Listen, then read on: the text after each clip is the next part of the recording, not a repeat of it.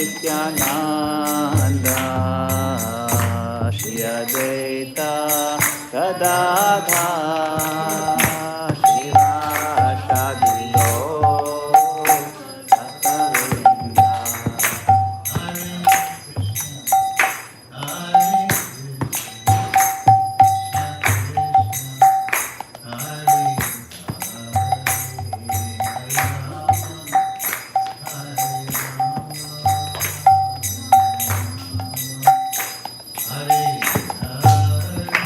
Hare Krishna, Hare Krishna, Krishna Krishna, Hare Hare, Hare Rama, Hare Rama, Rama Rama, Hare Hare.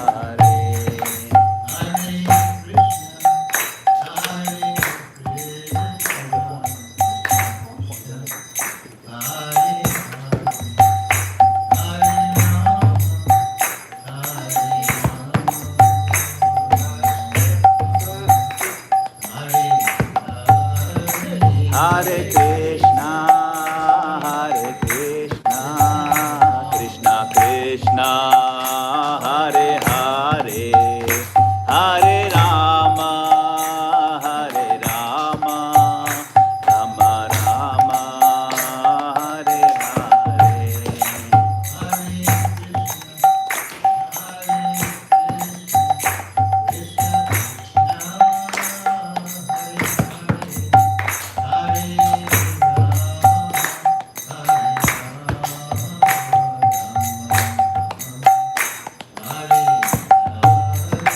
Hare Krishna, Hare Krishna, Krishna Krishna, Hare Hare, Hare Rama, Hare Rama, Rama Rama, Hare Hare.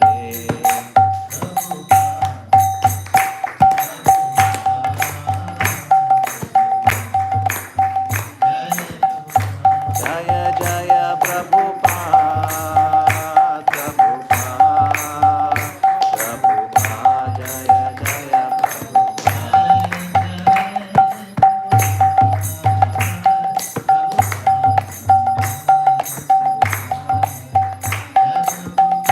Jaya Jaya Prabhupada, Prabhupada, Prabhupada, Jaya Jaya Prabhupada. Jai. Hare Krishna.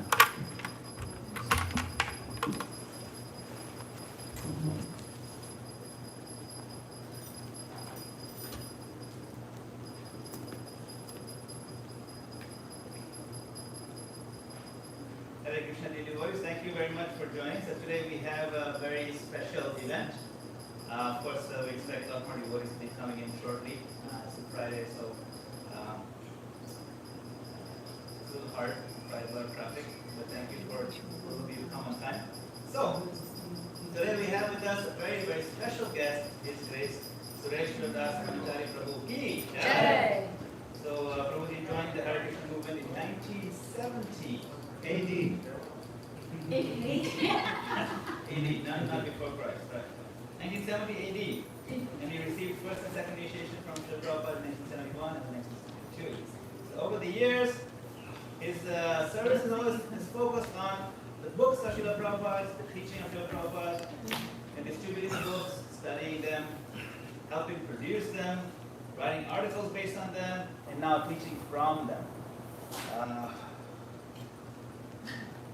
So in 2011, while he was teaching at the MIHU, the Mayapur Institute of Higher Education, his concern for the lack of connection of many of the younger devotees were feeling for Srila Prabhupada, our founder Acharya, reached a tipping point of great concern. And so that year he began researching and presenting his seminar series, Srila Prabhupada, our founder Acharya. Right? With the encouragement of the Mayapur Institute and the GBC committee, Srila Prabhupada's position, Suresvara Prabhu began presenting this series of ISKCON. This seminar series all around ISKCON world in 2012. And then, of course, Yeah, we don't need it. It's just under our machine. I don't think. I would set it automatic, so I thought you should. No. Thank you. So during the pandemic, he taught a streamlined version on Zoom called Founder Acharya Essentials. So there's a more in-depth version, and then he made a more streamlined version. Help devotees begin to deepen their relationship with and their commitment to and love for our beloved Founder Acharya, his divine grace, and as I mentioned in the announcements earlier, every Sunday we've been making announcements for this event. You know, we have so many kathas, and we have so many seminars, and we have so many classes that we go to, and workshops and so on. But very rarely do we get events focusing on Srila Prabhupada. And that disconnect is there because even in Bhagavatam class, we don't talk so much about Srila Prabhupada. We read his works and so on and so forth. So we're very happy that Sureshwar Prabhu has been doing this for a very long time. About 10 years ago, he did he gave a sampling of this right here in Chihuahua. And so we're overjoyed that we are having this program now. We are putting this on YouTube Live. It will be available for those that have missed this part of it. They can always watch on YouTube. And there will be some people already watching YouTube Live as well. So with that, I give it to Mr. Inspiration.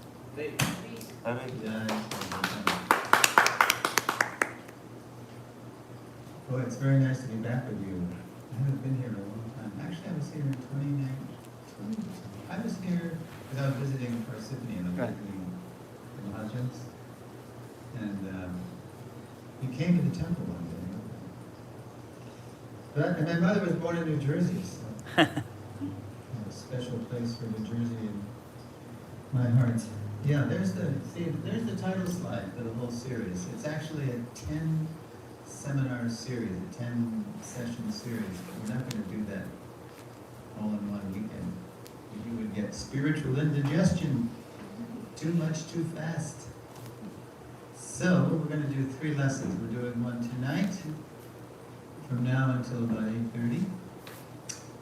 And what it is I have a script, and I have slides, and I tell stories to make the points. So there'll be a chance for questions at the end. Sometimes I ask questions of you, just to see if you're following what I'm saying. Sometimes people look at you and they don't know what you're talking about. Especially if I start speaking too American slang English. A lot of you folks are from India. So if that's too slangy, you raise your hand. Prabhu, I don't know what you're saying. I know Gujarati slang, but I don't know American slang. So, that's the title, Srila Prabhupada. Notice our founder, Acharya. By the way, we have an echo. I can turn it down. Can I raise it about an inch? The Microphone, can you raise it about an inch or two? Sure. It's not catching this. Oh, okay. Yeah. Like, yeah. Okay. Yeah. Yeah. Notice our founder, Acharya. He's not just my founder. He's everybody's founder, Acharya.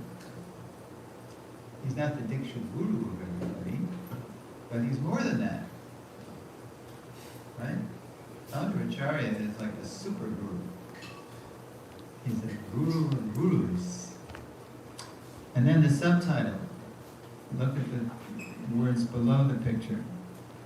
What's this young man's name? Neem? Neela. Neela? Swapnil, what is your name? Okay. Would you like to read? Thank you. Would you like to read the words below the picture? He is with beyond speech. Okay. I will read it. Okay, Prabhu. Celebrating Srila Prabhupada's unique transcendental position in ISKCON, as well as every follower's foundational relationship with him. Yeah. Prabhupada is not just the guru of 4,780 people he initiated in 12 years between 1966 and 1977. No. He is the spiritual master in the shiksha, the most essential shiksha sense. Everybody, all generations, everybody has a unique foundational relationship with Prabhupada. But maybe it's a little covered, maybe it's a little forgotten, maybe you're not developing it. So that's what this seminar series is all about. It's meant to bring us closer to Srila Prabhupada. And the first lesson in the series is called The Spiritual Masters. I took that title from the first chapter of Sri Chaitanya Chaitamrita. Hare Krishna. Please have a seat. We have plenty of cushions. We have cushions. Either a pad or a chair. As you like. So, how many people have read Sri Chaitanya Charitamrita? The whole thing. Have you read it? It's a big thing. No? Wow, okay. So the very first chapter of the best biography of Lord Chaitanya is called The Spiritual Masters, plural. It's not just about one person. And there is a picture of Srila Prabhupada, and I was there. This was 51 years ago, 1972, New Vrindavan. Prabhupada is giving a talk outside up on a hill. How many people have been to New Vrindavan? I bet you've been to Prabhupada's palace, right? There was no palace in those days, it was just woods. So in 1972, Prabhupada came to New Vrindavan to give what was called Bhagavat Dharma Discourses. And he said, invite all the VIPs, invite all the top media, invite all the top politicians, you invite the scholars, because in 1972, how old was the Hare Krishna movement? Do you know? When did it start? 6 years old. 6 years old. And Prabhupada incorporated this kind in 1966. So in 1972, it was 6 years old. And all these other gurus, swamis, and yogis that were coming and going, we were staying, we were sticking.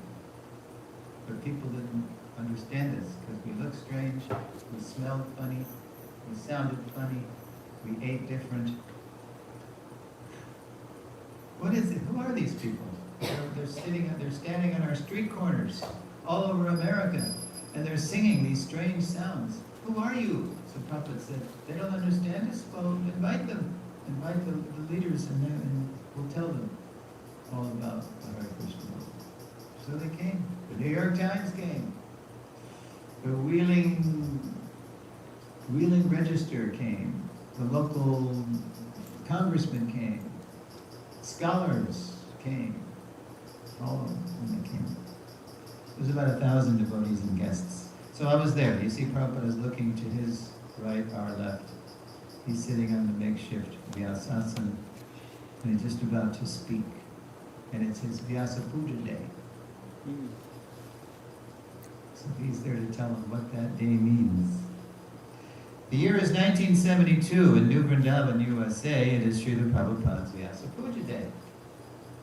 As the sun climbs the meridian, the thick mist shrouding the West Virginia foothills gives way to a spotless blue. Inside a hilltop pavilion, hundreds of devotees and guests, politicians, journalists, and academics among them, have gathered to observe the 76th anniversary of Prabhupada's birth. Prabhupada's actually, wow, I'm 76. Whoa, how did that happen? Well, you stick around long enough and it happens. So Prabhupada is 76 that day of Prabhupada's birth. It is to the guests especially that Prabhupada directs his address. So if you go on YouTube and you type in 1972 Vyasa Puja speech Prabhupada New Vrindavan, you can hear it. It's there, out there in cyberspace. But I'm going to give you a few highlights, because it's all about the spiritual masters. Because imagine all these Americans are looking at this elderly person sitting on this big high seat, right?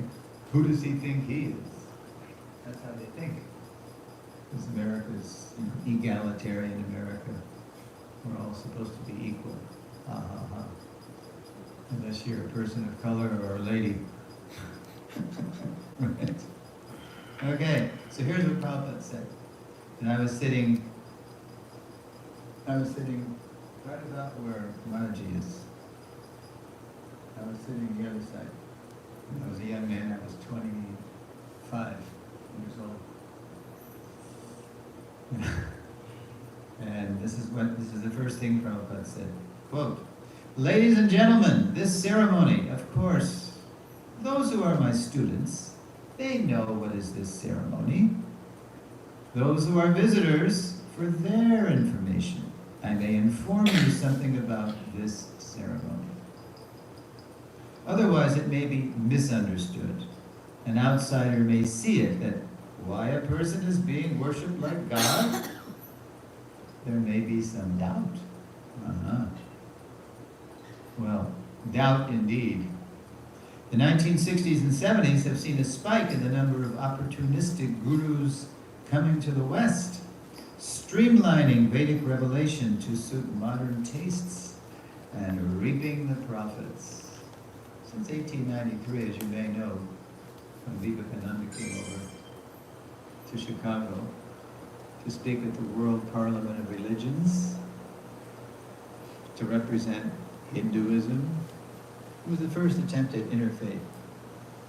Gurus, swamis, and yogis had been coming. And in the 60s and 70s, there was a spike. They started coming a lot. And they were mainly just, pandering to the Western tastes, making money, speaking some flowery words, and then leaving and going back to India. But it wasn't like that with Prabhupada's movement. Okay.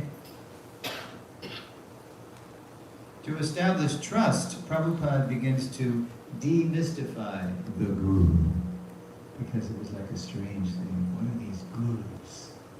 You might as well have said somebody flying on a magic carpet, or somebody popping out of Aladdin's lamp, somebody strange. So Prabhupada just wants to make it understandable, simple, down to earth.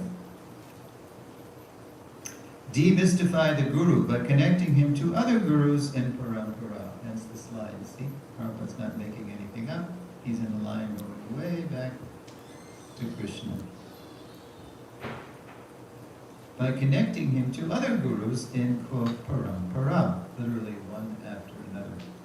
A disciplic succession of authentic spiritual masters descending from Lord Krishna himself, the Supreme Personality of Godhead. The demystification continues. So now Prabhupada's going to give some very down-to-earth examples, comparing the Guru to some very common people that Americans could relate to. Quote, "On the top of the mango tree there is a very ripened fruit, and that fruit has to be tasted. So if I drop the fruit from up, it will be lost." Right? The mangoes are high in the tree, so if you just drop it, it's flat. It doesn't have to be handed down carefully. Therefore it is handed over after one, after. Then it comes down. So all Vedic process of knowledge is taking from the authority. The A word. Americans don't like that word. America started because we ran away from a king, King George in England. That's how America started. We didn't want anybody lording it over us. Authority, and it comes down through disciplic succession, unquote. Well aware of modern antipathy, it means aversion or even hatred to authority, Prabhupada then compares the guru to that venerable American pedestrian, the mailman. In England, do they still say in India post-peon? You still say that? I think it's a postman. Postman. Okay. The Prabhupada said post-peon because he spoke Victorian English, right? He was born when the British were still in India and during Queen Victoria's time. Post-peon, Prabhupada said. Quote, this is what Prabhupada said, just like a post-peon comes and delivers you, say, $100. So he is not delivering that $100. It's not coming from the mailman. Your friend has sent you $100, and the postman's business is to hand over that $100 as it is, without any change, without taking $1 from it, no, or adding, no addition, no subtraction. His honesty, his perfection is that he delivers you that $100 which is sent by your friend. Now Prabhupada makes a very important point. He, the postman, post-peon, he may be imperfect in so many other ways, but when he does his business perfectly, when he delivers the mail without taking or adding anything, he is perfect. Similarly, we receive perfect knowledge from Krishna through the agency of spiritual masters. So he's saying, look, the Guru is just God's mailman. He's just delivering the mail. Krishna speaks a message, the Guru delivers the message, just like a mailman delivering the mail. Okay, is everybody with me so far? Does it make sense? All right. The next section is called Guru is one, but Gurus are different. Have you noticed? I mean, sure you get Gurus passing through here, right? I mean, Yeah. they're all, the ISKCON Gurus are all disciples of Prabhupada, or grand disciples. But, you notice how different they are too? They're very individual, aren't they? I mean, some are very, very traditional and conservative, and some are very modern and, hip. But they're all delivering the same message in different ways. Just depends on their personality and also where they're preaching too. The Guru as God's mailman, down to earth yet out of this world. Yes, this is a different kind of darshan, arti. But you're welcome, certainly welcome to take darshan. Yes. Nice. So down to earth, but he's also out of this world. He's in this world, the Guru, but he's not of it. In this sense, all genuine Gurus are one. They're representing Krishna. Those guests who go on to read Prabhupada's teachings will learn how all genuine Gurus also differ. So now we're going to look at that.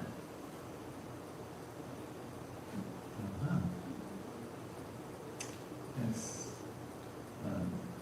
an image depicting Krishnadas Kaviraj Goswami, who's the author of the definitive, the best biography of Lord Chaitanya, Sri Chaitanya Chaitamrita.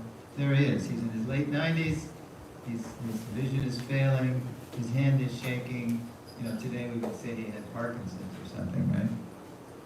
But he's got full faith in the Guru and Gurus and Krishna. So he's writing on. He said that, right? In the very first text of the Sri Chaitanya Chaitamrita, the definitive biography of Lord Krishna's golden avatar, Lord Chaitanya, Srila Krishnadas Kaviraj Goswami begins by offering his respectful obeisances to, this is the very first, no, it's the second verse, Gurun. Bande Gurun, plural, not just one. And who was his initiating Guru, Kaviraj Goswami.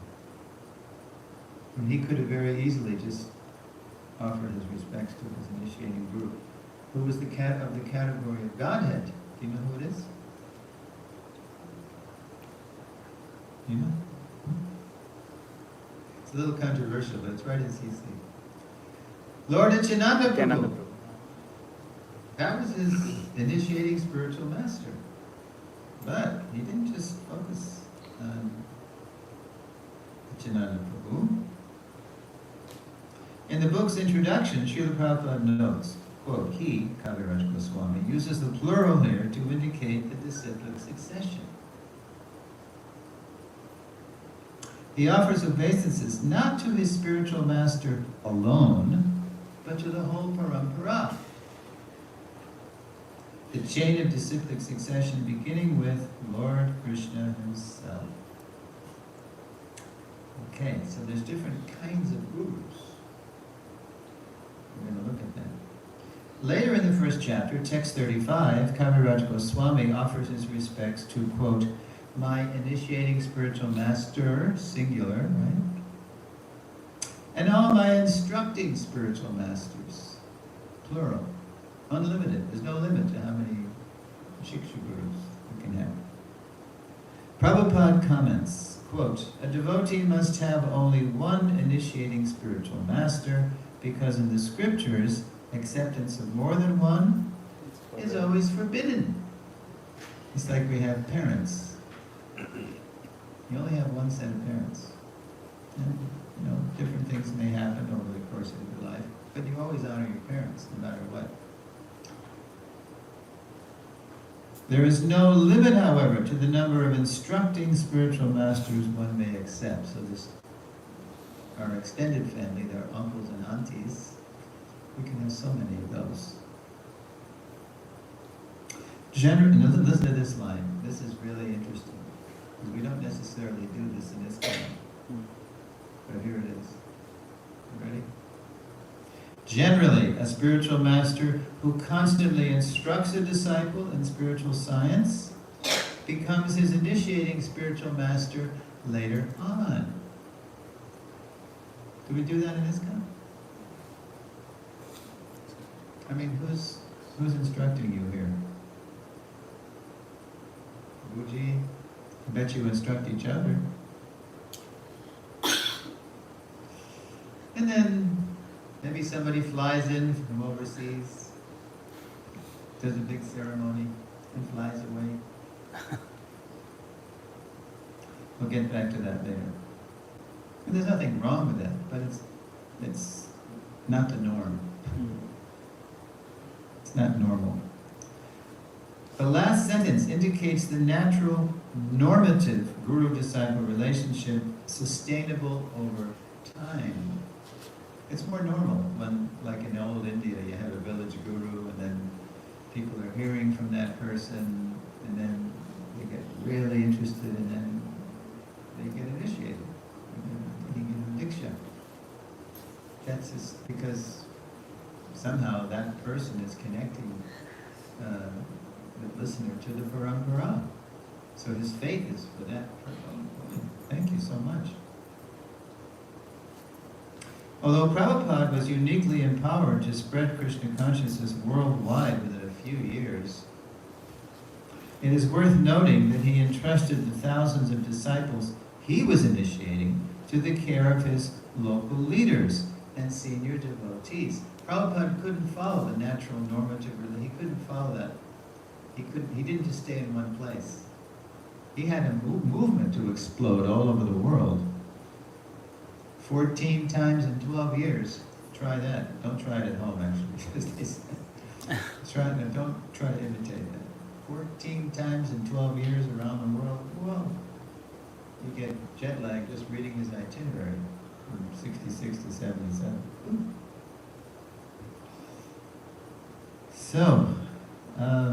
So Prabhupada couldn't stay in one place because he had to keep moving. So who did he depend on to see if the people who were coming were ready to commit to the disciplines of bhakti, following rules and chanting rounds and cooperating with the devotees? Who did he depend on? Disciples, his senior disciple. Yeah, but what position were they in usually? Temple presidents. Temple presidents in those days,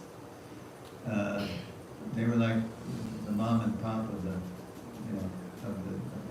this is when everybody was inside a temple.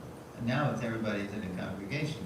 But in those days, the only way you could be a devotee, this might sound weird, the only way you could be a devotee was live inside a building. Everybody had to live inside a building. Because there was no supportive culture outside. It was just all militia land. You know, I mean, it still is, but there was no supportive congregation. We were just new. It's like when you plant a tree, you have to put a fence around it and make sure it's carefully mulched. So the first years of the Hare Krishna movement, everybody's like little trees, and we're all living inside a building, and then we had to be very protective of the tender creepers of the new erstwhile milechas turning into Vaishnavas, which was no small thing. Right? Milechas Yadavas becoming Vaishnavas? What? This is unheard of. So Prabhupada depended on his temple presidents to see if their people were ready for first and second initiations. That was back then. Now, decades on, to glimpse how his movement's guru-disciple culture can become more local and sustainable, the way he himself describes it, let's continue to examine Prabhupada's presentation of Sri Chaitanya Charitamrita's foundational first chapter, The Spiritual Masters. So this whole session is going to go for another hour, is all about the spiritual masters, and what that is supposed to look like. The guru-disciple relationship. Okay, so now we're going to focus on two, as I mentioned, the two prominent kinds of gurus, initiating and instructing gurus. In the years since Prabhupada's passing, the spotlight on the initiating spiritual master, so you've all come to ISKCON since Prabhupada disappeared, yeah? Yeah. So since Prabhupada disappeared, the focus has been really a lot just on the initiator. As being Danan, it's the main person. The spotlight on the initiating spiritual master may have led members of his movement to believe that to initiate disciples requires more qualification than to instruct them. You might think that. Oh, he's just a Shiksha Guru, he's not a Diksha Guru. He's less. That's not what Shastra says, and that's not what Prabhupada says. Let's take a look at that. Okay. There's Prabhupada on a morning walk in England. Prabhupada knew how to use his hands. Mudras, right? Very persuasive. All right. Yeah, we'll just read. Let's see. Maybe who would like to read? We're going to put some words on the screen. Like to read, Malaji? Can you see that? The initiating and instructing spiritual masters are equal and identical manifestations of Krishna, although they have different dealings. Equal and identical manifestations of Krishna. They just play different roles, but it's not that one's higher than another. In his comments to text 47, Prabhupada raises the point to a warning.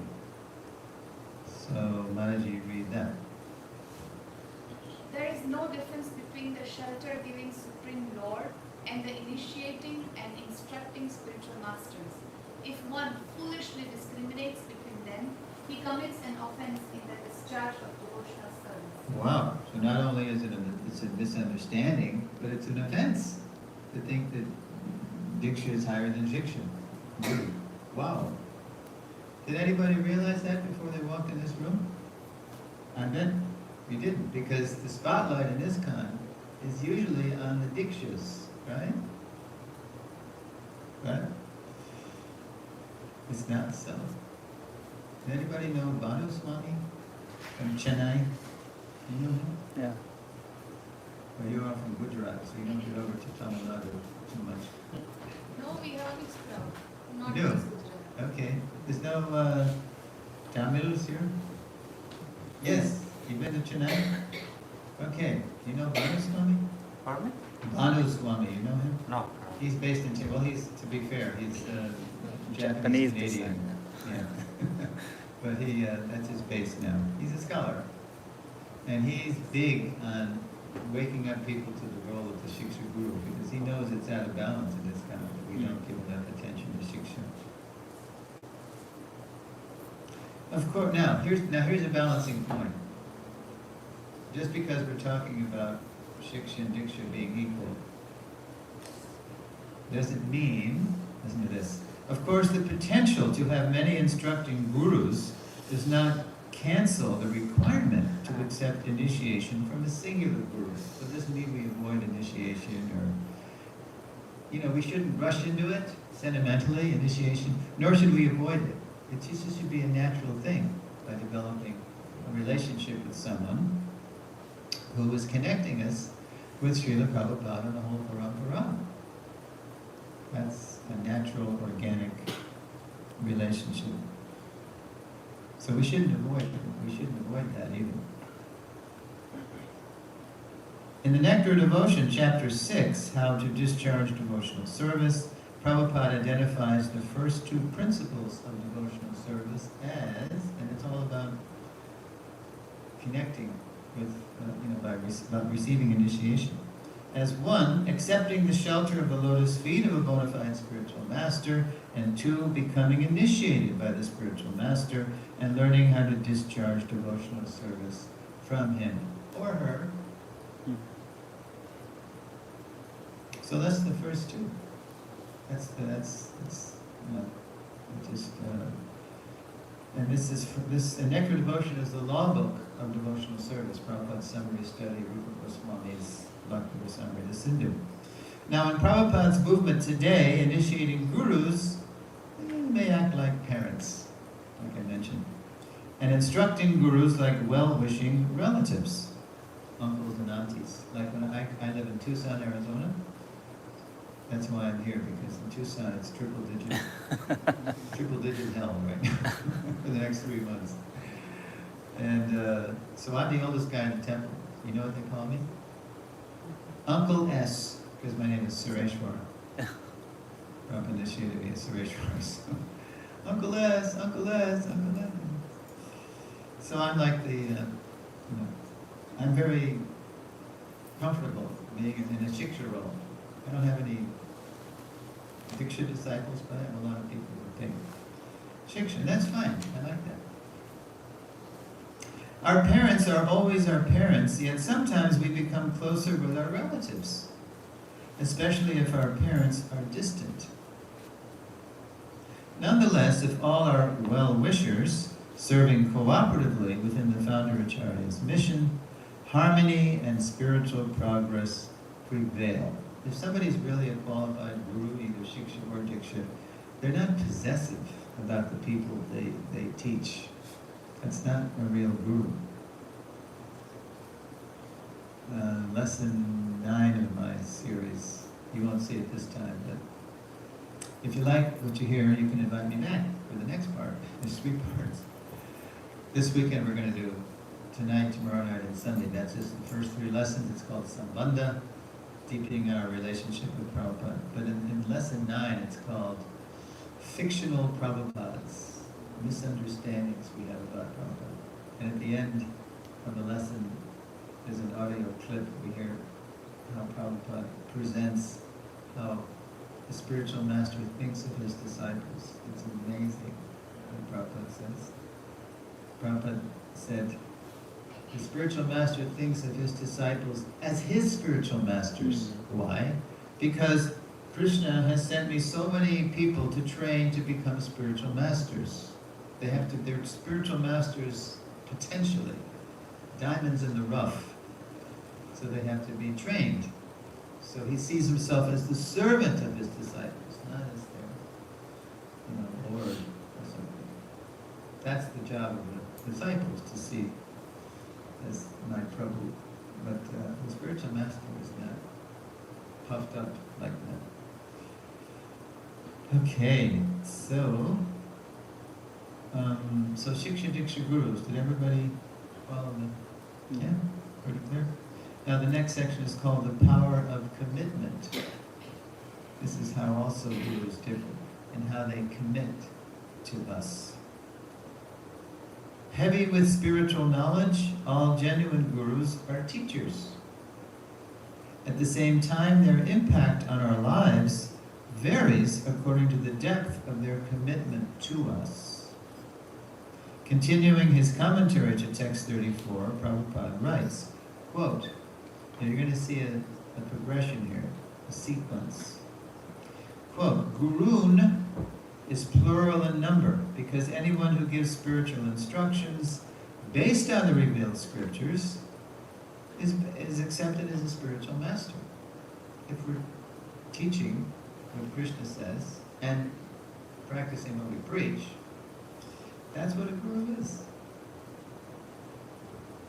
Although others give help in showing the way to beginners, what is that called? When you show the way, the guru shows the way in Sanskrit, you know? Vartma Pradaksha. Vartma or Pata Pradarshaka Guru. Who was Prabhupada's introduced? It's like an introducer. Who introduced Prabhupada to his spiritual master? Anybody know? Naren. His friend Narendranath Bullik. I mean, they went back all the way to being babies together with mother's baby carriages, their prams, as the British said. So when Naren said, Bhai, I want to introduce you to, we've all met this guru, this sadhu, We want you to, and because Prabhupada said, I was the leader of the group. So they'd all met him, they thought he was great. But they wanted to get Abhai's opinion. Because if Abhai thought he was good, then they would really believe it, what they saw. And of course, you know the history that Prabhupada met him, and in lesson 4 we talk about that. But Naren never joined the mission. He just introduced him, but he's still a kind of guru for Prabhupada. He was the introducer, or Atma Pradarshaka Guru. So there, although others give help in showing the way to beginners, the guru who first initiates one with the Maha Mantra is to be known as the initiator. So, you know, before the fire, and the Vaishnavas and the deities, we take vows, right? We get a Diksha Nam, right?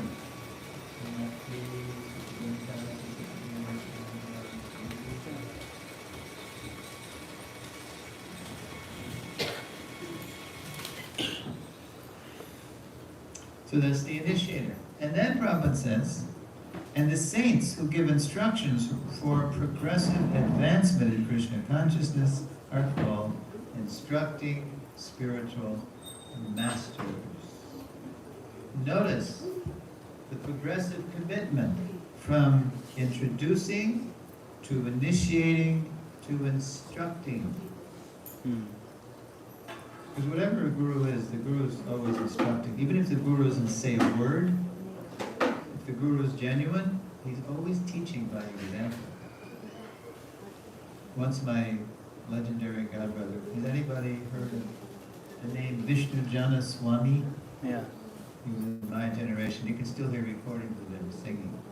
So he said to Prabhupada in Mayapur, Srila Prabhupada, I would love to take one of those little boats down the Ganga and stop at all the little villages on the way and chant Hare Krishna and distribute prasadam. But I don't speak the language. He didn't speak Bangla, he didn't speak Bengali. So what was Prabhupada's reaction? Prabhupada just laughed. He said, oh, they don't care what you say. They just want to see how you behave. Acharya is more important than prachar. Example is better than precept. Actions speak louder than words. Whoever instructs us the most is naturally more influential in our lives. As we noted above, quote, generally a spiritual master who constantly instructs a disciple in spiritual science becomes his initiating spiritual master later on. That's the way historically it happened. Although Prabhupada couldn't do that because he was always moving. Once a godbrother of mine said, oh Prabhupada, I just want to be by your lotus feet. So what did Prabhupada say? Oh, that will be very difficult. My lotus feet are always moving. Yeah. Prabhupada was so witty. Right? My lotus feet are always moving. Ah.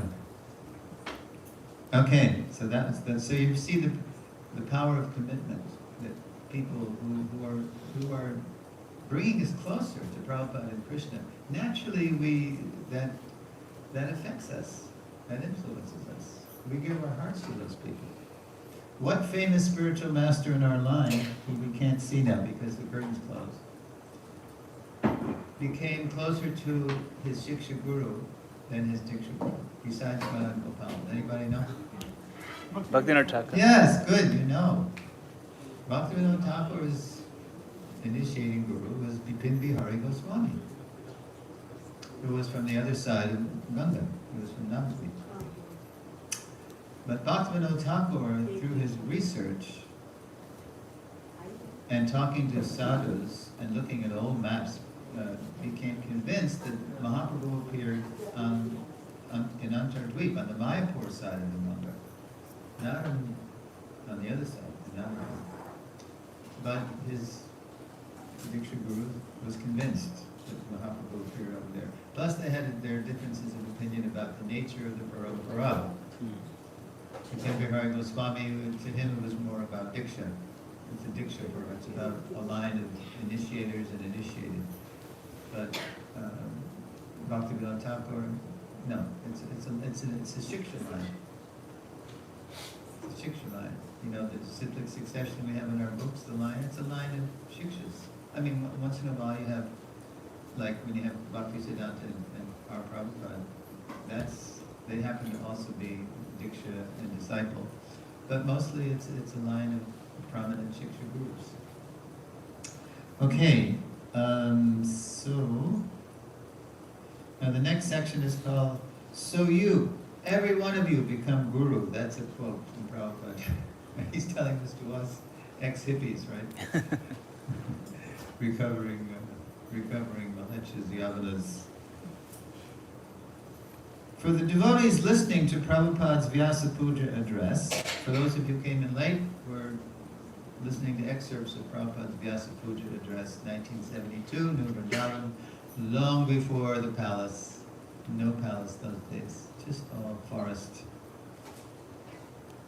and little cabins. For the devotees listening to Prabhupada's Vyasa Puja address, their appreciation of his unique position is increasing. I mean, it was so impressive to see Prabhupada addressing, 1,000 devotees and guests and speaking to these VIPs, from the media and from the political arena and academia. It was like, wow. Prabhupada speaking to all these people, they're just like kids, little children compared to Prabhupada. His stature is like growing right before our eyes. Seated on a throne-like crimson dais, Prabhupada is a guru of gurus. Quote, "A master at whose feet all masters sit." Although their commitment to him is as green as their summer surroundings. There's an English. Does anybody know in English when we say if someone is green? What do we mean? Do you know? No, that's another use of green. That's a good Young. green with envy. But there's another meaning Young, of yeah, green. immature. Very new. Immature. Like if somebody's new. Yeah. So we were all new. I mean, this guy was only 6 years old. Even the oldest devotee was a 6-year devotee, right? So, although their commitment to him is as green as, not ripe, not mature, as their summer surroundings, because you saw on that slide how there was forest all in the back of Prabhupada in the summer, green. His commitment to them is timeless, and his ongoing request difficult for most of them to imagine. Become guru. Well, we were just trying to follow the rules. We were just trying to control ourselves. Because the things that we had promised Prabhupada to follow were the very things we grew up on.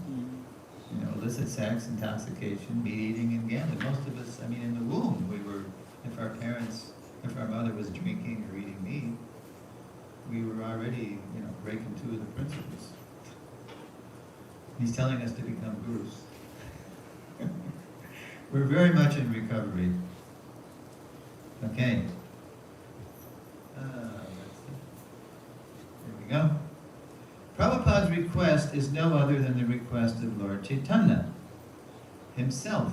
In the Sri Chaitanya Chaitamrita, Madhya Lila, chapter 7, the Lord tells the Brahmanas Kurma and Vasudev to chant Hare Krishna constantly, become spiritual masters, preach Krishna consciousness, and liberate all living entities. Let's see if there's all living entities.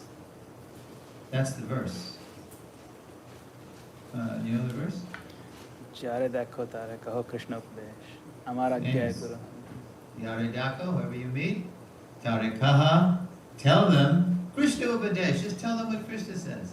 Amara Gai Guru Hanya, by my order. I'm telling you. Tare Desh, you gotta save this place according to your capacity. You know, people have different capacities. First save yourself. Prabhupada told us that. The highest principle is to save yourself. Right? Like when you get on the airplane, first pull the mask over yourself and then help your child. Because if you're gasping for air, how can you help your kid? So first you gotta be breathing and then you can help others. Similarly, first we have to be Krishna conscious, then we can help others. Amara Gyai Guru Hanya Tare Desh. So some people, their capacity is maybe they can be the guru of their family. That's great. Or their neighborhood. Or some people can save a whole state or a whole country, or if they're a Jagat Guru like Prabhupada, you know, they save the whole world. Save the whole world, Prabhupada. You hear that on the tape sometimes. Save the whole world, Prabhupada. He was saying that. And then Prabhupada would say, Krishna is saving the world. I'm simply this peon. I'm the post-peon.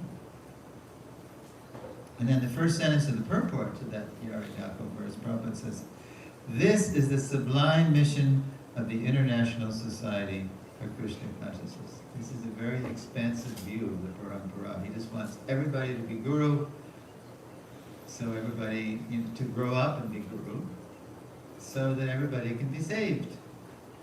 As he would say, like Hari Shari tells in his seminars and his diaries.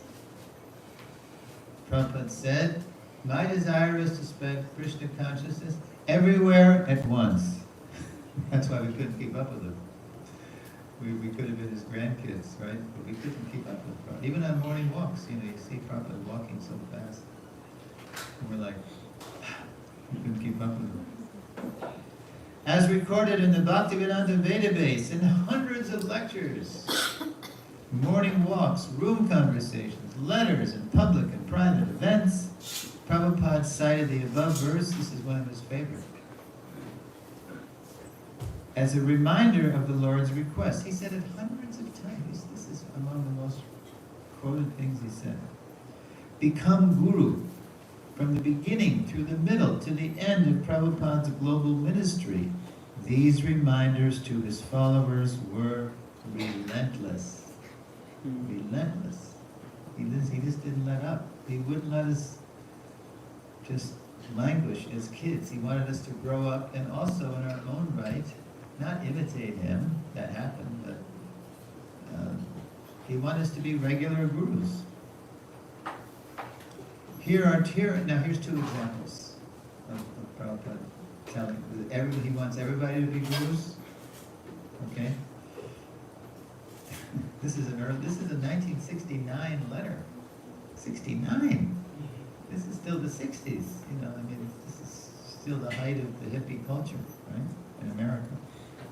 Quote, I want that all of my spiritual sons and daughters, notice, sons and daughters, will inherit this title of Bhaktivedanta, so that the family transcendental diploma will continue through the generations. Listen to Prabhupada's very expansive view of the Parampara. Those that possessing the title of Bhaktivedanta will be allowed to initiate disciples. And it's based on, here's the backstory. Prabhupada, just 2 books had come out.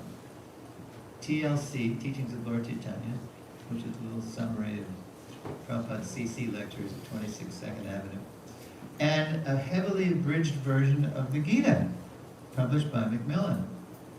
They only agreed to publish 1/3 of the size of the manuscript. It must have been very painful for Prabhupada to see that they could only publish 1/3 of it, because they were afraid it wouldn't sell, right? There's too much God here. And of course, it's because the devotees were distributing it, sold like hotcakes. And then Prabhupada says, those possessing the title of Bhaktivedanta will be allowed to initiate disciples. Maybe by 1975, Prabhupada said, he's saying this in a letter in 1969, maybe by 1975, all of my disciples will be allowed to initiate. All of them. And increase the numbers of the generations. That is my program. And he didn't say he'd be gone either. I mean, usually the etiquette is that you wait till your guru disappears and then you initiate. If you're right, if you're ready, if you're qualified, if you're mature. But he wants, it's his seed, Prabhupada, he wants to spread it all over the world because he wants millions of gurus. That's a quote here, so you'll see. Okay, and here's another quote. That was 69. Here's a quote from 75 when Prabhupada's in Iran, before the revolution. And the Shah was still there, before the Ayatollahs came in and kicked out the Shah. Quote, he's saying this, Prabhupada is saying this to 3 householder couples who are preaching in Iran, kind of undercover, because it's a militantly Muslim country. And he's saying to, and they're all Westerners, except for one Iranian, my godbrother Acharya Rishi. Mars Attar, that was his birth name in Tehran, became Acharya Rishi. Quote, Prabhupada's telling them, so you, every one of you, can become guru. He's saying to mostly Americans in the group. Everyone, okay. Now you may say, Prabhupada says, I'm not interested to become a guru. It's like they're thinking that's a position or something. No, it's not. But Chaitanya Mahaprabhu says that if you are not interested, that's not very good. Because he's saying everybody has to be guru. You should be interested. You must be guru, Prabhupada says. That is success of your life. Today's student is supposed to be tomorrow's teacher. Today's junior is supposed to be tomorrow's senior. Or else how is it going to spread? Everybody needs personal care.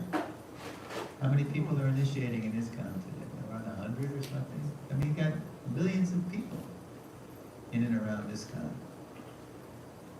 Don't let 100 people, have to initiate tens of thousands of people. We need millions of gurus. You're going to hear. Okay. Now, this section is called Strictly Follow. Wow. This is the qualification to be guru. While he was spreading Krishna consciousness worldwide, Prabhupada anticipated the disorder that would likely befall his movement after his passing. Prabhupada, it's natural. This is what happens when a great, powerful Acharya leaves, then there's chaos. So Prabhupada anticipated that. He even referred to it indirectly in one of his Bhaktivedanta purports. Listen to this. This is in the 4th canto purport. Quote, the main business of human society is to think of the Supreme Personality of Godhead at all times, to become his devotees, to worship the Supreme Lord, and to bow down before him. The Acharya. Now Prabhupada wants us all to be Acharyas, teachers by example, practice what we preach. But it doesn't mean we imitate the founder Acharya, the Acharya with a capital A. We're all supposed to become at least small a Acharyas. Exemplars, examples of the teachings. This is a quote, this is still the purport, 4th canto. The Acharya, the authorized representative of the Supreme Lord, establishes these principles. So Prabhupada came and he established principles of Krishna consciousness. But when he disappears, things once again become disordered. If you know ISKCON history, the whole 1980s is a story of disorder. It was natural. We were young. We didn't know. We were immature.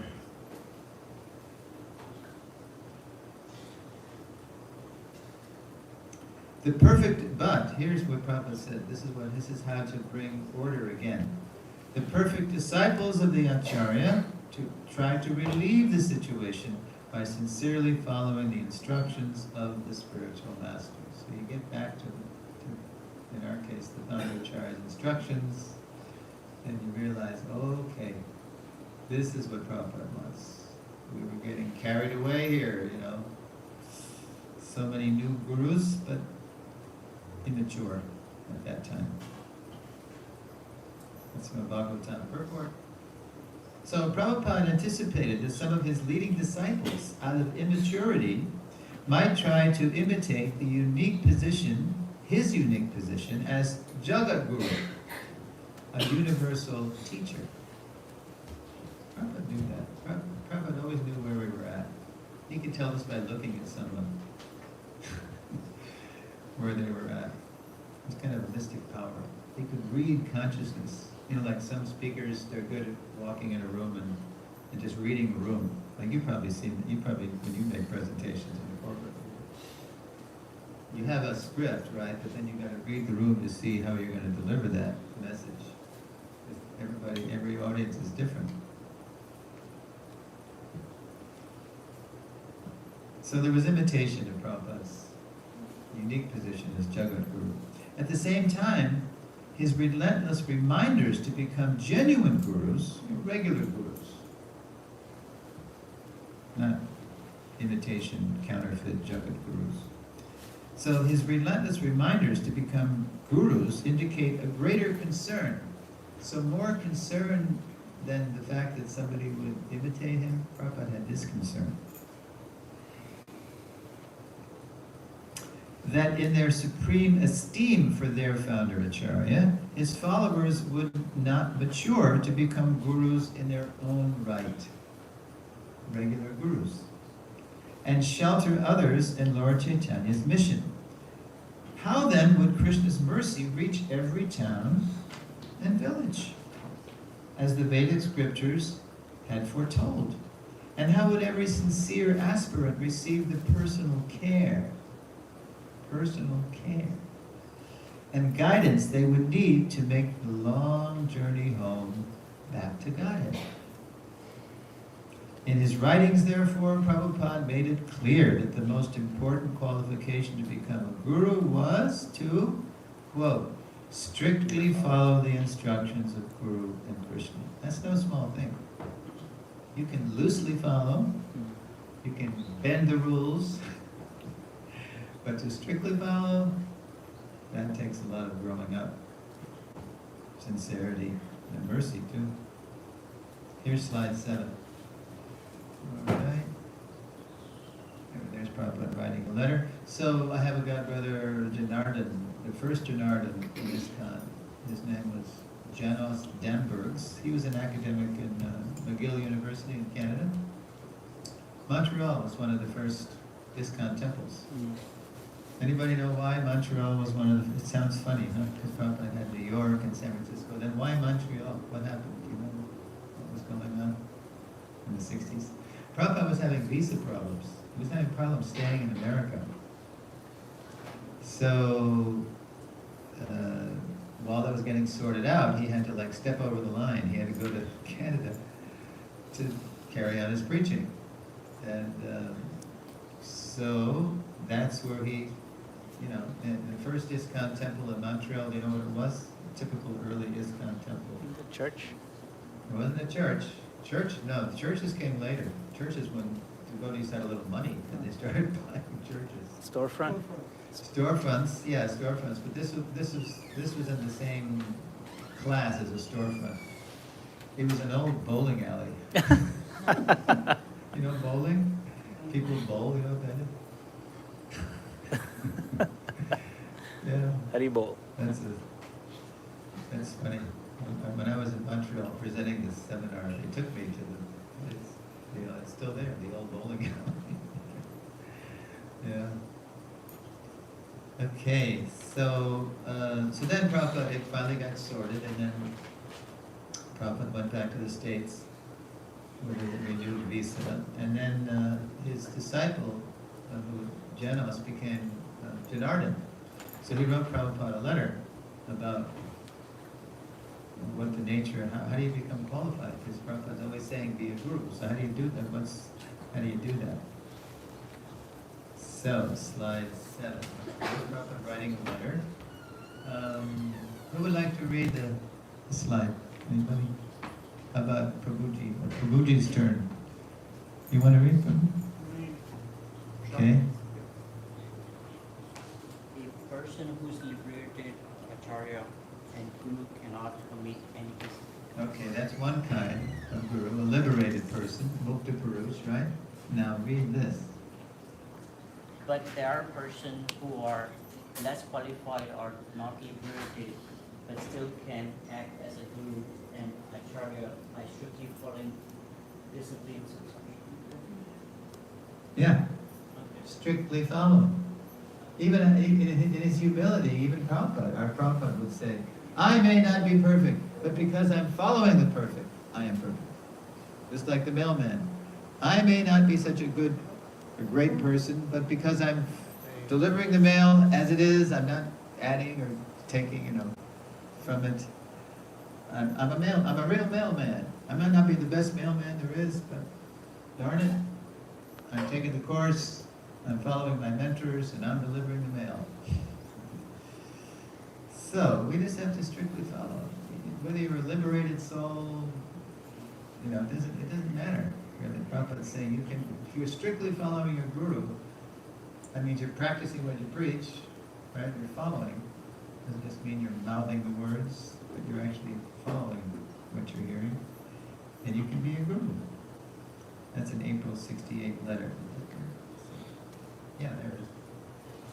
Okay. One need not be a superman or a superwoman to be a regular spiritual master. You don't have to have 4 arms or be an avatar or whatever people think it means to be a guru. Prabhupada's demystifying the guru. You just need to strictly follow your guru. Liberated or non-liberated, a guru is genuine if he or she, quote, strictly follows the orders of Guru and Krishna. Now, by Prabhupada's reckoning, by this measure, right, by what he's saying, his movement today likely has more local gurus than its own members recognize. I'm sure there are people right in your community who are strictly following Prabhupada's instructions. These people who are following, they simply need to be formally approached for guidance and formally encouraged to give it. It's the duty of seniors to approach qualified juniors to say, Prabhu, you are really following Prabhupada so nicely. Now I want you to give shelter to others. We need you to do that. We need you to take up that role. So we can have millions of gurus, the way Prabhupada said.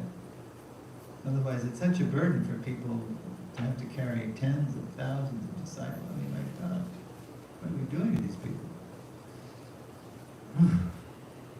As Prabhupada told his disciples in Hawaii, quote, we require many millions of gurus. That's the most expensive phrase I've heard. And my godbrother called the Kanta Prabhu, he's coming here. Yeah. He heard personally Prabhupada say, we want 10 million gurus. He said it in Mayapur in 75. But here Prabhupada doesn't even put a cap on it. We need millions of gurus. So we can go to, Novosibirsk, Siberia. So we can go to Cali, Colombia. So we can go to, Timbuktu in Africa. We need every. Prithivite Achayata Nagaradi Gram. Mahaprabhu said, in as many towns and villages there are on the surface of the earth, my holy name will be preached. Well, yeah, okay. But we need, It's one thing to go there and preach, but who's going to, and plant the seeds, who's going to nurture the plants? Who's going to cultivate the plants? We don't want the plants to die once the seed has been planted, right? We need millions of gurus. Okay, we're approaching the end now. We're going to do, we've got a nice time for Q&A. Okay. There's Prabhu. There he is. Now he's looking in the direction I was sitting. I was sitting, again, about 10 yards from him, or 10, whatever it was. And that's how he gave the lecture. You see how Prabhupada's hands in his bead bag? If you go on YouTube and you do type in that 1972 Vyasa Puja address, New Vrindavan, you will see Prabhupada the whole time. He had his hand in his bead bag. And he was speaking to the devotees and all the VIPs, and you can hear the flies buzzing and the cows going, and the kids going, in the background. It's quite a lecture. Okay, pen scribbling. There was no electronic devices then. This is 72. Pen scribbling. Cameras rolling. His American guests listen to Prabhupada close his Vyasa Puja address. As he looks into their eyes, Prabhupada is concerned that they've correctly heard and understood his message. This is how Prabhupada ends it. Quote, "So this is the position of a spiritual master. Don't misunderstand that this person is sitting very comfortably and taking all honors and contribution. It is needed just to teach them how to respect the representative of God. This is the sum and substance of Vyasa Puja. And then when Prabhupada said, "Thank you very much," he hopped off that seat and he put himself prostrate before, flat out, full dandavats, before Radha Damodar, who are now in Gitanagari. You've been to Gitanagari? Gitanagari? They weren't in a building then. They were always traveling around. And there were Jagannath deities, and those deities are now where, do you know? Baltimore? Yeah, if you go to Baltimore Temple, the new temple. They used to be in that little house just in front. That's the last time I saw those deities, and then I came this time, and there's Nitai Gaurasundar, right? Right on the altar in that new temple. Well, new since 2016 or 17. So Prabhupada flat out, and then in front of the deities, there was a stage, and then there was a big, long cake that the New Vrindavan Maharajas had built in layers. You know the cake story? Anyway, Prabhupada, he just paid his obeisances, looked at the deities, and he stepped behind the corner of that Vyasasana. You can't see it from here, but there was a little Volkswagen waiting for him. And the Volkswagen took him away to the cabin where he was staying. I lived in that cabin the previous year. Very rustic, primitive. When I lived there was no running water, no electricity, But Prabhupada loved that. He loved the simple life. And then, he disappeared from our vision. And all that was there were the deities and the cake. And we'd been fasting.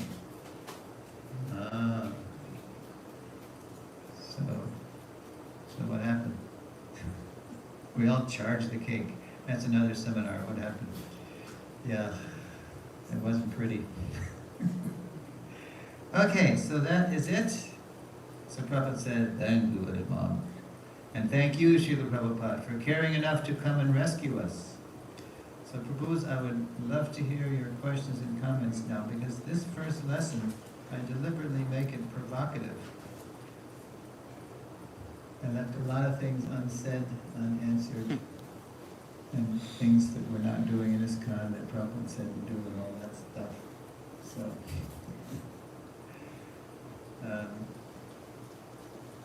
does anybody have any questions or comments? We'll go for 15 minutes.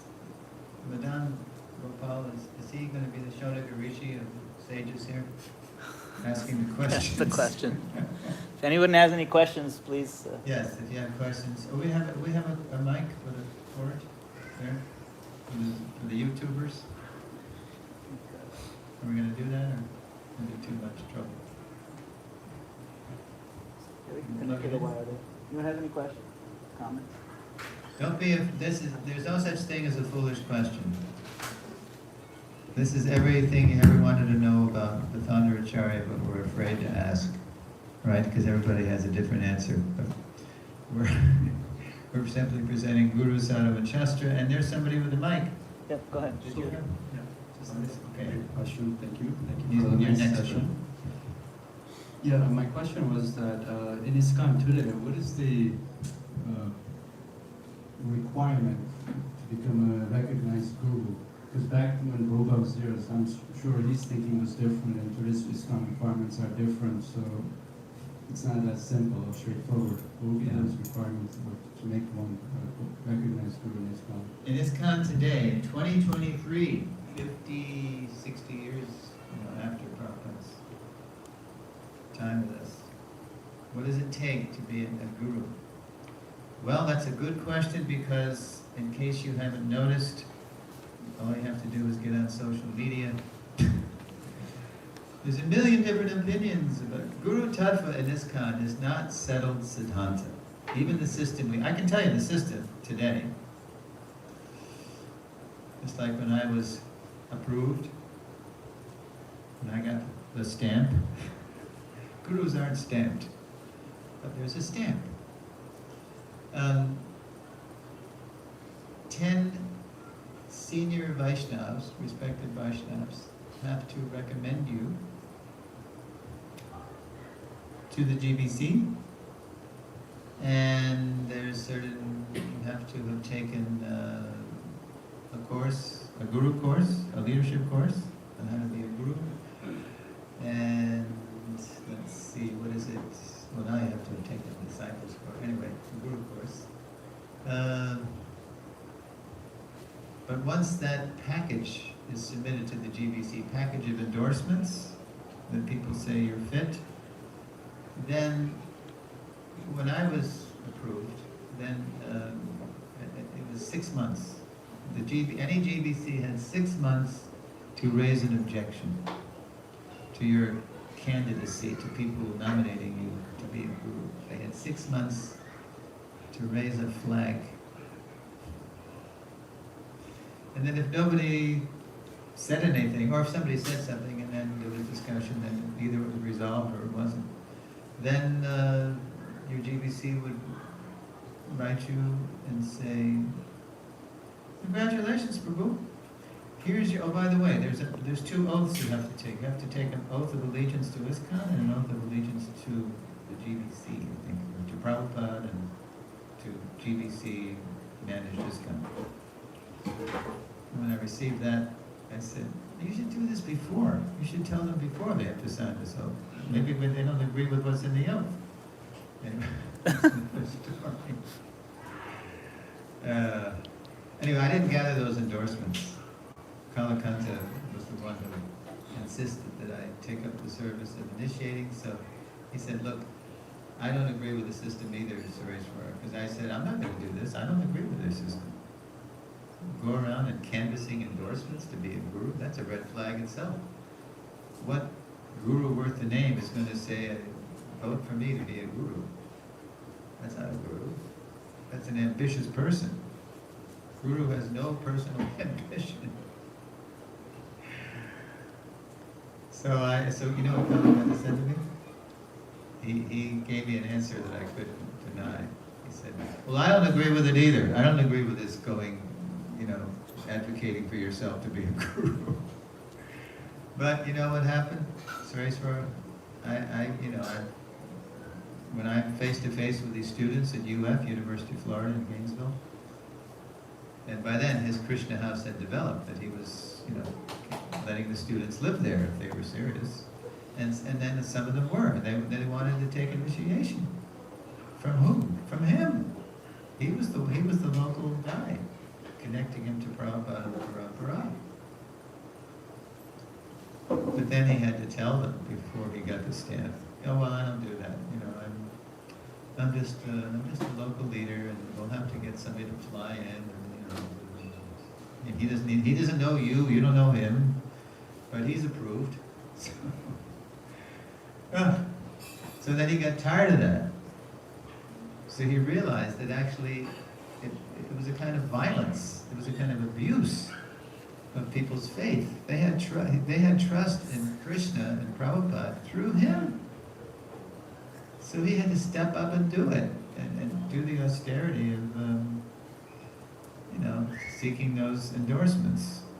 He said, I don't like it either, Suresvara, but look, you don't have to do that. I'll gather the endorsements for you. You don't have to humiliate yourself by advocating for yourself to be a guru, like I had to. So he did. He got, some senior godmothers and godsisters to say I was okay, and nobody objected. So I was given the stamp. But gurus, actually, if you look at Prabhupada's Vani, his spoken word and his written word, there's nothing in Prabhupada's Vani to support the intervention of our dear governing body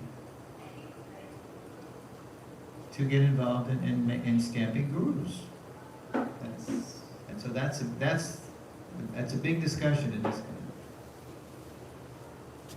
Yeah. So it's not settled siddhanta how we should carry this initiation process out. But it should descend. It should come. It should come from people who know you. I mean, that international body that received the 10 endorsements from me, most of them didn't even know me.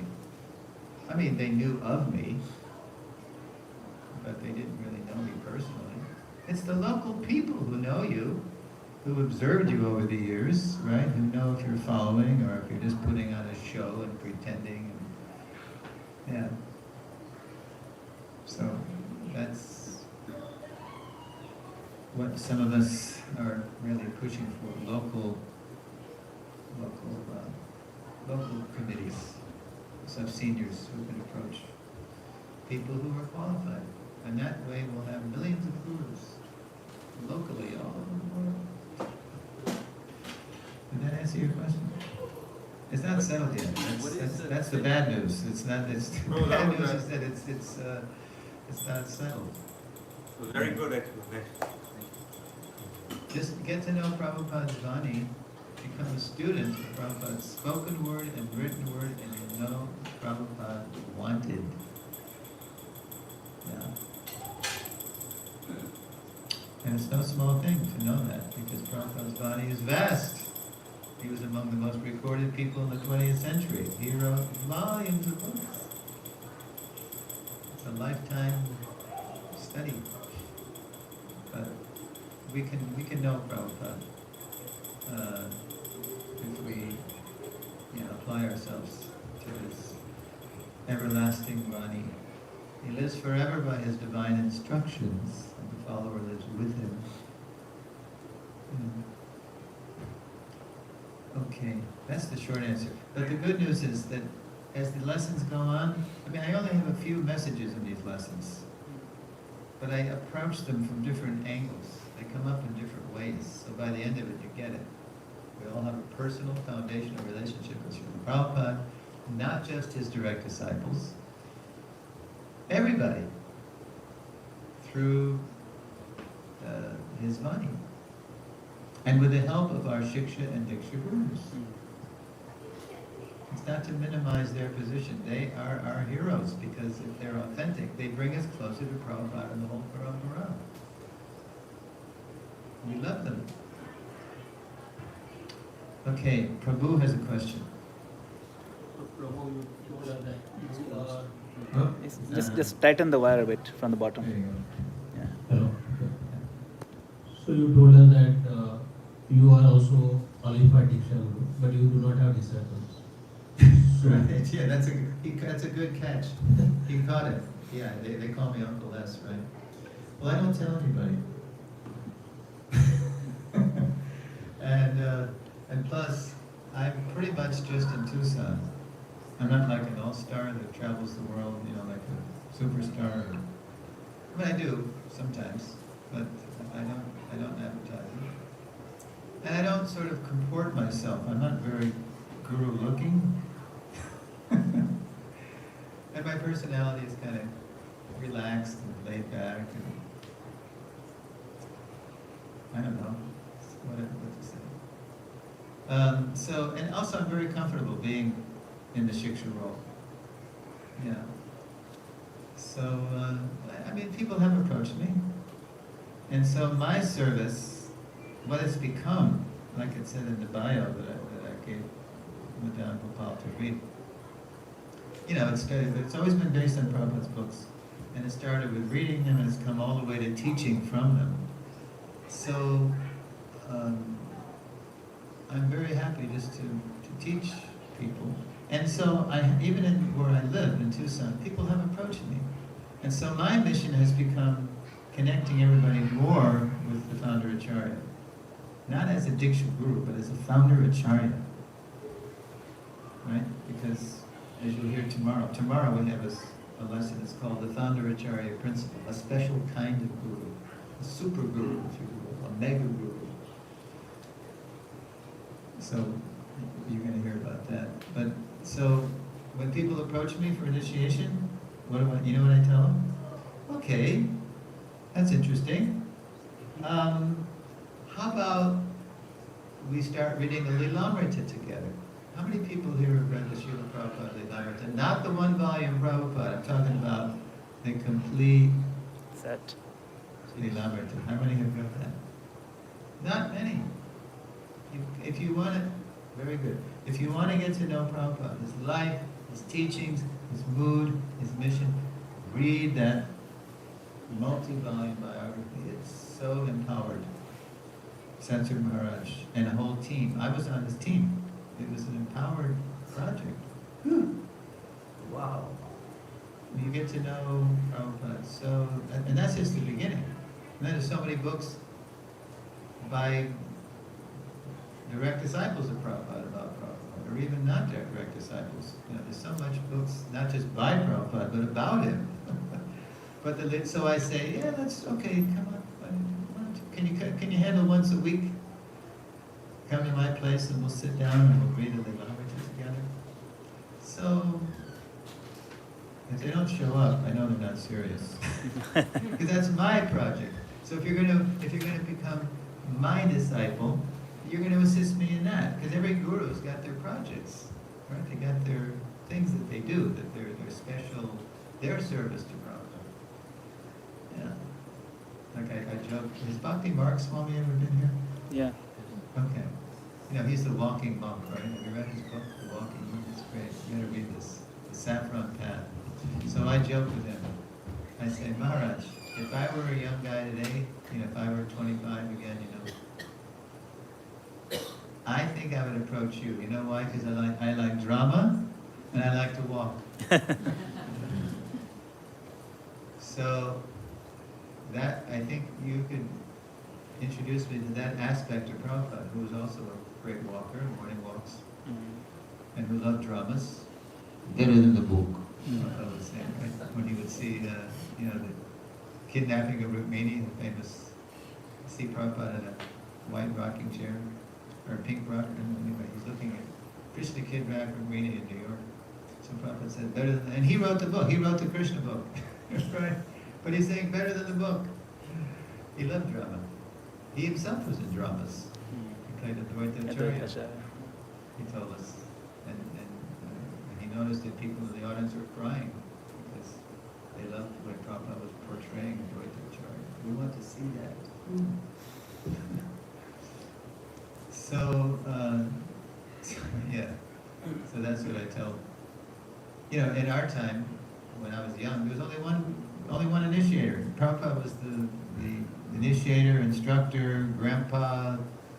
He was everything all rolled into one. He was just everything. So, but now in the post-Vapu Prabhupada era, we have multiple gurus, and they're all representing a different aspect aspect of Prabhupada. Nobody has all of Prabhupada. Prabhupada is too vast. I devote a whole lesson to that. Too vast. But we can all connect with people who resonate an aspect of Prabhupada for us. And we can also reflect that aspect of Prabhupada and inspire people. Yeah.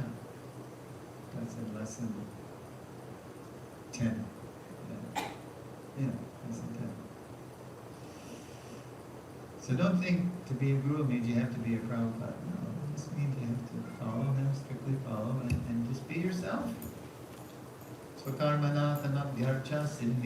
This is basic Bhagavad Gita.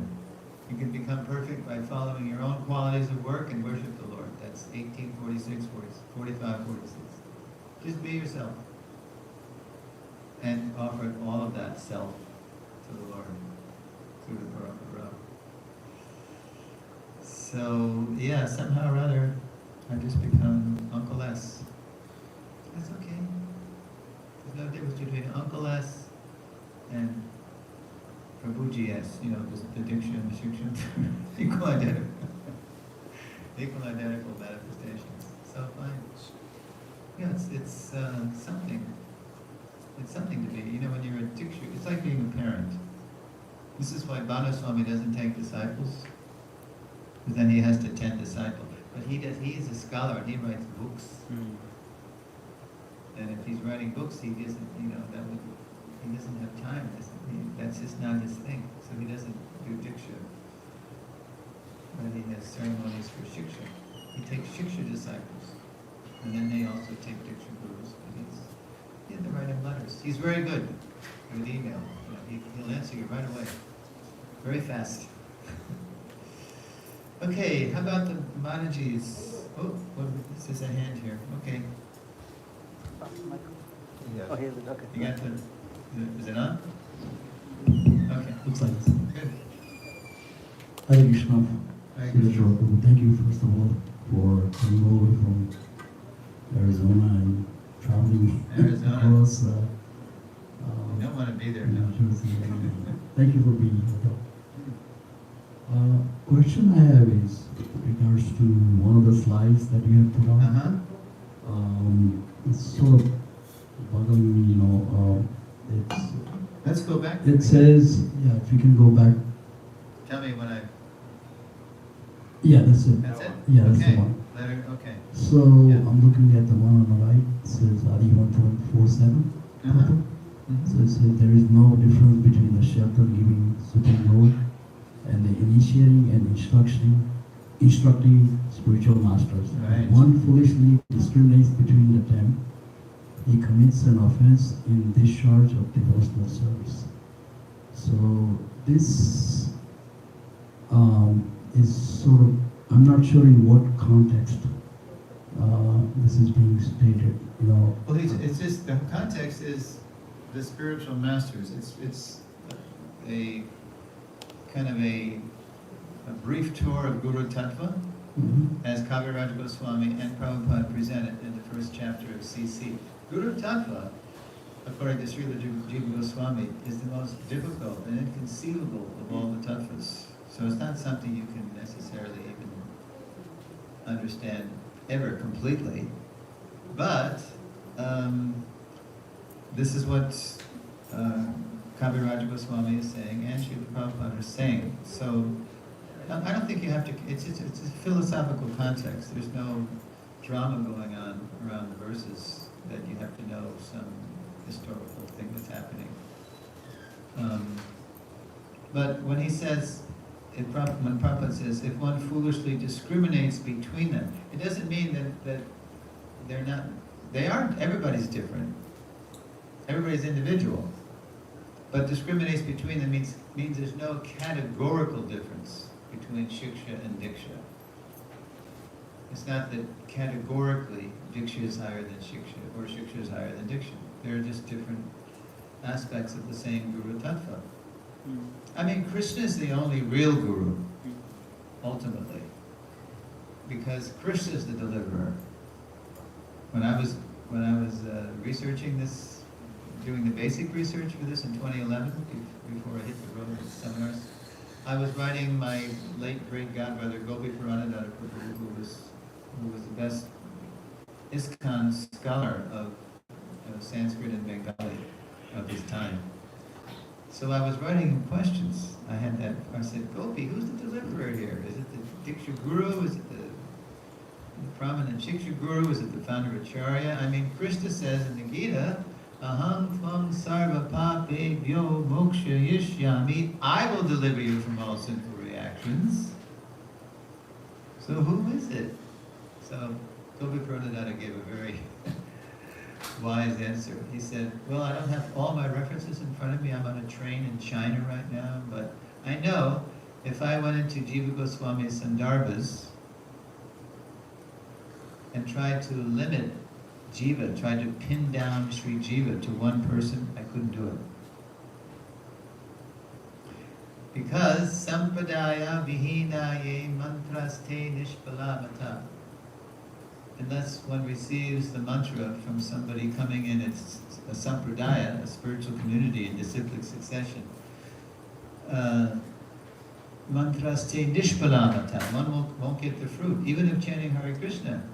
If we hear chanting Hare Krishna, there's some benefit, but unless and until we connect with somebody who's connected to the parampara, we won't get the full fruit. We won't get Krishna Prem. Because we're not hearing real Nam. We're hearing maybe the external manifestation of Nam. As Bhaktivinoda Thakur said, Nama karabahi hoi, Nama nahi hoi. Merely to mouth the external syllables of the holy name does not mean one is actually chanting the holy name. That's very close to home. Because when I mouth the Hare Krishna mantra, I'm committing the 10th offense very often. And to be inattentive while chanting. That's why I'm not, even though I've been chanting for 52 years, I'm not necessarily tasting Krishna Prem. I'm not necessarily even hearing the mantra, because I'm at the movie of my own, the mind's always at the movies, right? Of its own plans and whatever. So, no, I've gotten too far out there. Restate your question. Prabhu, let me just finish. Yeah, go ahead. Okay. What was your... Yeah, so I was asking about... discriminate. Yeah, Shiksha and Diksha are the same. They're equal and identical manifestations of Krishna. And Krishna is ultimately the Guru. But he's approaching us through so many people. Just like they say in Africa, it takes a village to raise a child. Well, I say it takes a sampradaya to raise a sadhaka. We need each other. Like I have a godbrother, Krishna Kshetra Swami, you know him? Scholar. He's an American-born sannyasi. He travels a lot. He's an academic. He writes books. So when he initiates, because I asked him after I got the stamp, I knew him, he's a friend, so I said, so when you initiate, what do you tell your disciples? I say, well, I tell them I'm their initiating spiritual master, Prabhupada, your founder, Acharya, and I say, I won't always be here with you. But wherever you are in the world, it would be very wise of you to make good, healthy shiksha connections with advanced devotees. Take shiksha from advanced Vaishnavas. Because even if you write me a letter, I might not even answer you for a while. I might be too busy with my academic papers and presentations and conferences or whatever. So that was a very wise, and you can see, non-possessive. He doesn't think nobody can give my disciples shiksha but me. No, he doesn't say that. He's saying take good shiksha where you can find it. Yeah. So, and then if they're hearing from Guru and Krishna, they'll know what good shiksha is. They'll know who to approach. They'll see who's following. Prabhupada we once wrote a letter to Prabhupada from New Vrindavan, where I spent some years. This is 1971. Srila Prabhupada, we don't know how to plant here. We weren't farmers, we were just refugees from the cities and the suburbs. So we thought, Prabhupada knows everything, so we'll ask him some farming questions. So Prabhupada, what do we plant? And so Prabhupada said, what are you asking me for? I don't know these things. Ask a local farmer. Ask somebody in Marshall County, West Virginia. They know what works. And he's talking about the local beef farmers who are raising these cows for slaughter. But those guys knew how to plant to raise crops in the area. Take gold from the filthy place, like Chanakya said. Amedhyada pikanchana. Take gold from the amedhya, from the filthy place. So, yeah, we got to take good instruction from good devotees. And now I'm finally going to get to it. Is that okay? Yes, I think so. This is from disciplic succession parampara perspective. It's basically implies that similar message is coming from Krishna. Coming from Krishna, Right. to many people. Yeah, to many people. So, thank you. Okay. All right, and this is going to be the last one because we're over time. And I don't want to keep anybody from rising early and chanting Hare Krishna. Yes, Prabhu. So, Prabhu, thank you. I have a question. The quote what you have Is this line? This is Yeah, this. where, and then there are many quotes like this where it says there is no difference between Diksha and Shiksha. Yeah. However, whenever there are statements from Prabhupada like, oh, there should be 10 million gurus around the world. Millions, Yeah, unlimited. millions or unlimited. Why do we connect immediately to Diksha Guru and not Shiksha Guru? Yeah, well, that's a good question, and through the course of the seminars, I'll give you a short answer. I won't say stay tuned and keep your clip hanging. It all goes back to the 1980s. Were you in ISKCON in the 1980s? Okay. It was a dark night of the soul. It was a tough time because, as Prabhupada predicted, when the Acharya leaves, things become disordered. So, I mean, you almost can't blame the people who were, the original people who were initiating them, because they were so young. And Prabhupada would say, do as I do. But immature, ambitious people took that in an imitative way. So in ISKCON in the 1980s, we had as many Hare Krishna movements as there were initiating gurus. The whole movement was fragmenting into kingdoms, run by people more or less, and then I'm making a general statement here, but it had its egregious features. Imitating Prabhupada, accepting worship,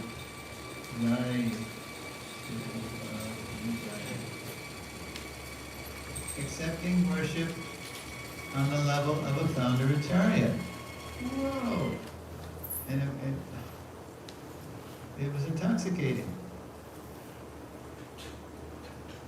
A lot of false pride, a lot of offenses, a lot of fall down, a lot of betrayals. It was tough. And the only reason we survived it is because at least 7 years before he disappeared, Srila Prabhupada had the wisdom and the foresight to put a governing body in place. So we could rally around that structure. As gurus were betraying their disciples, falling. I won't go into the gory details. But we're still kind of recovering in ISKCON from that inordinate, extreme focus on just the initiator. And the initiator, to balance that, again, like I tried to do in the script, that's a very important person. To go from adoshraddha to taksadhu, to bhajana kriya, that initiation is formalizing that commitment to follow the disciplines of bhakti and chant a certain number of rounds and avoid those activities which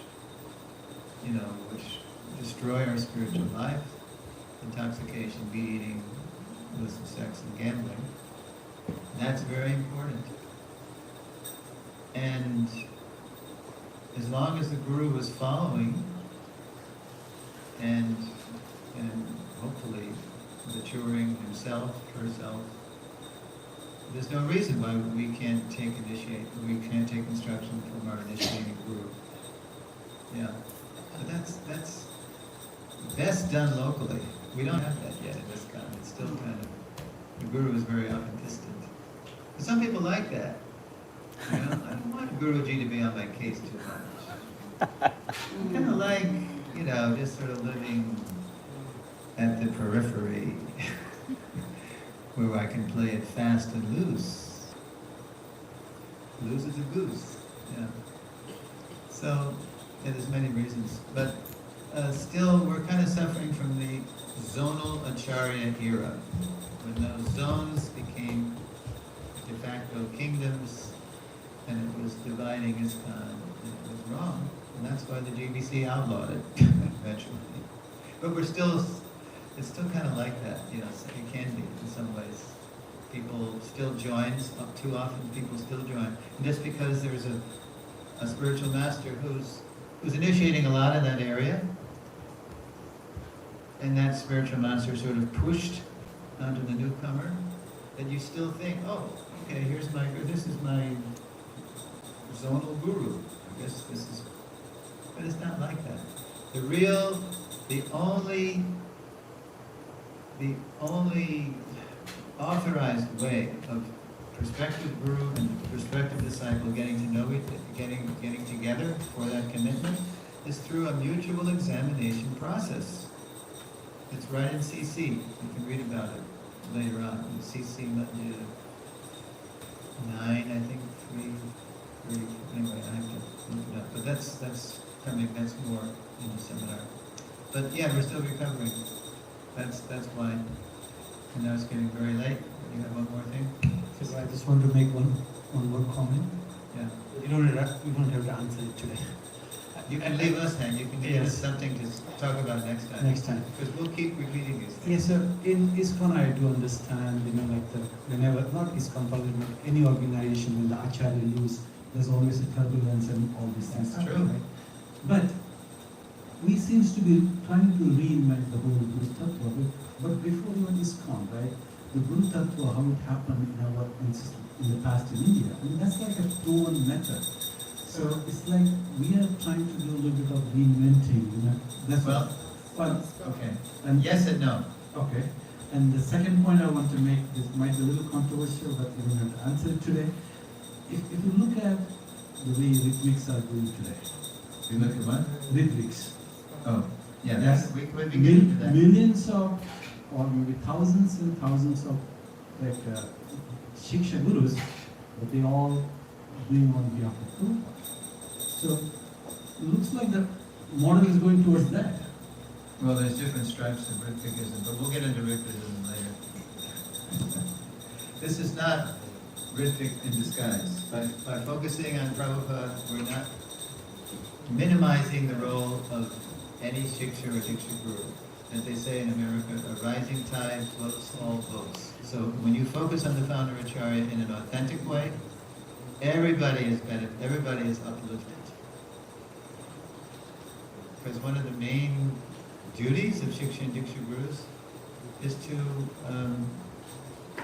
enrich, enhance, and deepen their followers' relationship with the founder Acharya. But there's so many ways we're going to approach that, and I have stories to tell you. But it's getting late. But thank you. This is good. This is exactly, you people are very good. You're exactly catching on to the themes and the provocative statements that we're going to explore more through Guru Sadhu Shastra and practical history. So now we'll all say, all glories to Srila Prabhupada. Guru Prabhupada ki jai.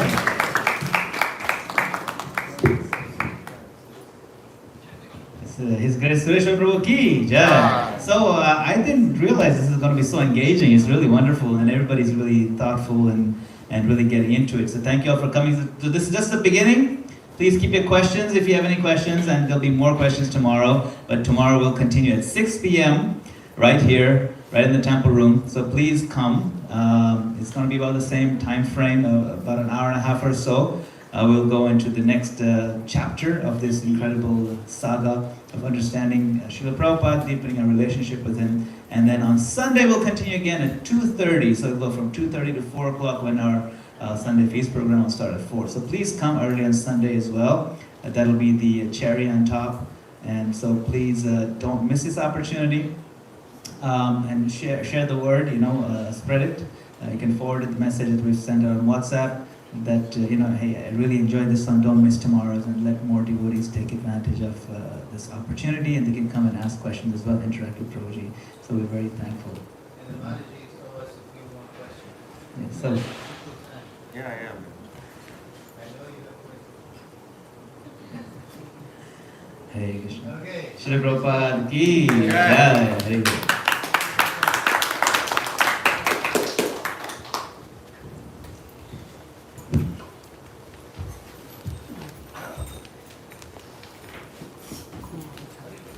Go,